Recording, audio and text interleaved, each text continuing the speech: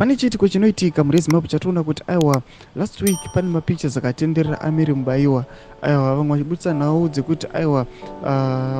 as you all know kuti aiwa akambobviswa rimwe ruoko zvekwachinzi akabviswa rimwe gumbo aiwa vamwe vachitaura nhau dzemapassports ake kuti aiwa ari kutritiwa zviri very brutal kuti anotorwa passport asanoreceiva treatment kune nyika dziri kudiaspora zvatiri kuona kuti aiwa panapa pane mashoko azobuda ese mathreats akuenda kuna first lady amuri kuona kuti Auxillia Mnangagwa azothreatinwa asandapinda mashoko abuda nyika panapa kuti subscribe or like or turn on the bell icon pane mamwe mapictures anobuda aiwa first lady navana naMary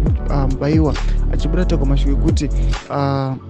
these guys vaimuitira zvinoirema vachiedzera kumufarira but izvezvi mukurwara kwavari kuita they are not contributing anything. Timina mzimba pane bepanhau rombulani kunachenza Auxillia Mnangagwa could be the new Mary Chiwenga anytime from now. Vanyora vachiti Auxillia Mnangagwa reminded you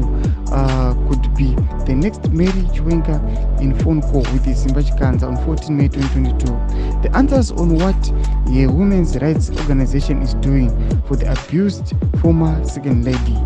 Pane paukomana vari kudaitsara mashike kuti yes we all know kuti aiwa izvezvi utungamiri hwenyika izvezvi pane kukweshana varika vachiti yes mana first lady muri kusiya Mary Mubaiwa achisafa pane